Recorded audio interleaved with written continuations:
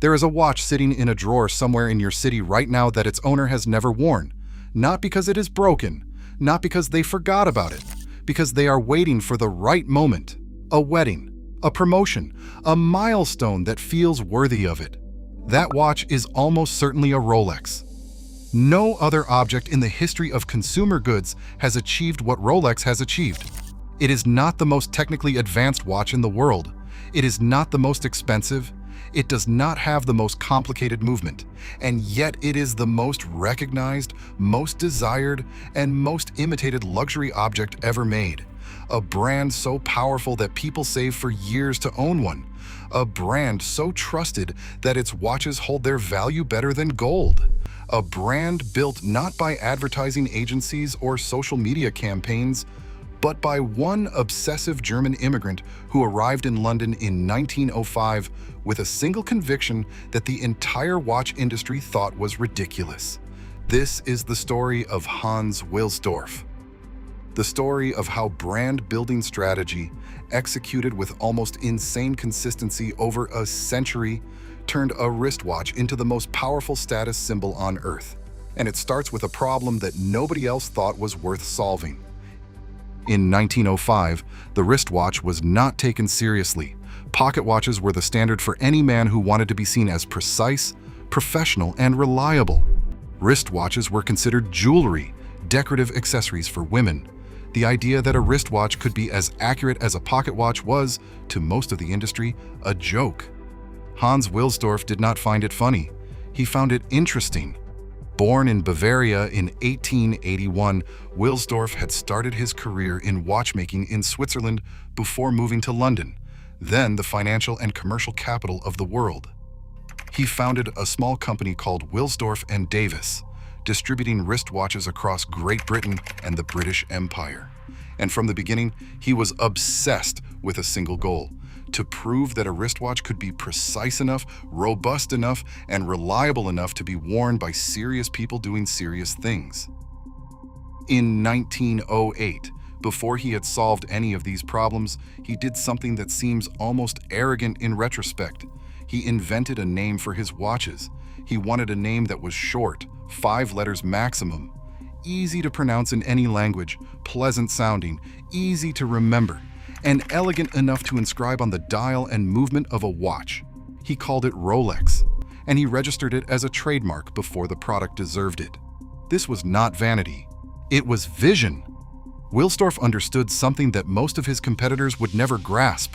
The brand had to be built before the product was perfect. The name had to mean something before the watch had earned it. In 1910, a Rolex wristwatch received the first precision certificate ever granted to a wristwatch by the official watch rating center in Switzerland.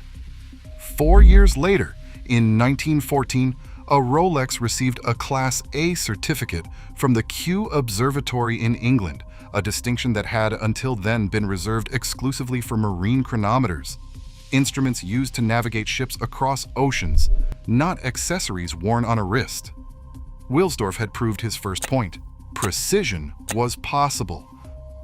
But precision meant nothing if the watch stopped working the moment it got wet. And a wristwatch, worn on an exposed wrist in all conditions, would inevitably get wet. In 1926, after years of engineering effort, Rolex invented the Oyster. It was the first waterproof wristwatch in history.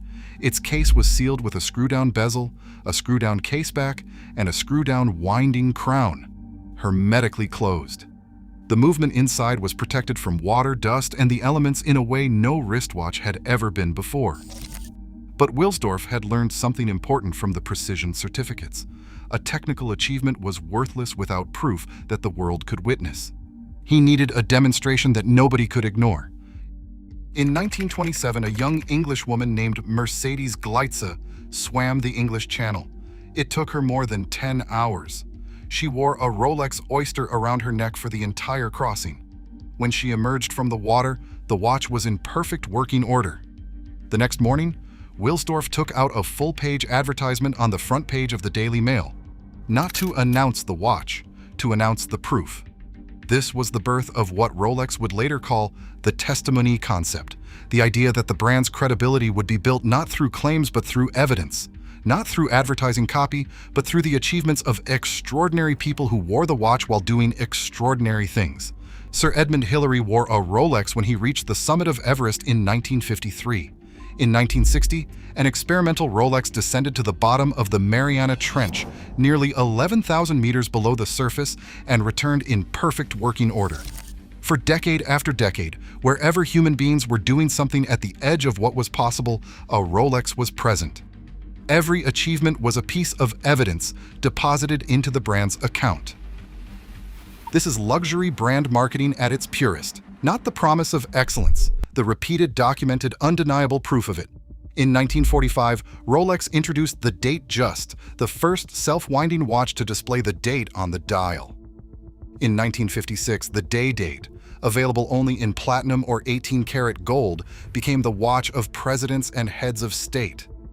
Its bracelet was named the President Bracelet, not as a marketing decision, because that is who wore it.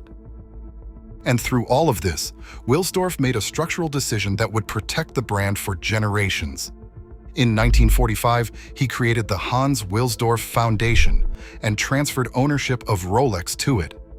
When he died in 1960, no individual inherited the company. No investor could pressure it to grow faster or cut costs.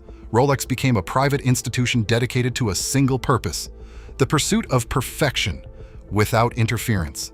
This is why Rolex has never had quarterly earnings pressure, never been acquired or restructured. Every decision made for 80 years has been made with a time horizon measured in decades, not quarters. The result is a brand that has compounded trust the way a great investment compounds interest, slowly, consistently, without interruption.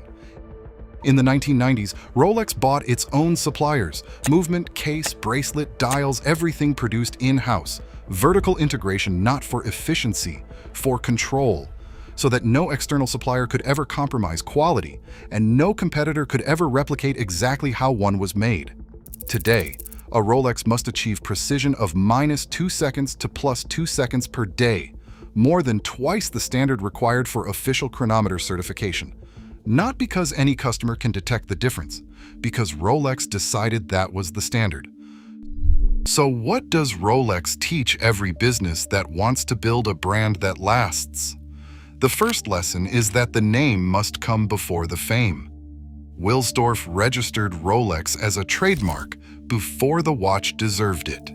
He committed to a brand identity before the product had earned it, then spent his life making the product worthy of the name. Most businesses do this in reverse. They build the product and hope the brand follows. Wilsdorf understood the brand is the destination and the product is the vehicle. The second lesson is that proof beats promise every time. Rolex never claimed to make the world's best watch. It sent its watches to the bottom of the ocean and to the top of the world, and let the results speak. Every serious business should ask itself, where is my Mariana Trench?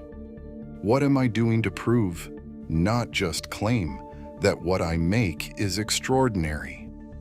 The third lesson is the power of structural patience. The Hans Wilsdorf Foundation gave Rolex something almost no business in the modern world possesses: the freedom to make decisions that will not pay off for 20 years. None of these strategies work in a single quarter. All of them work over a century. The Rolex on someone's wrist today is not just a watch. It is the accumulated weight of 120 years of proof.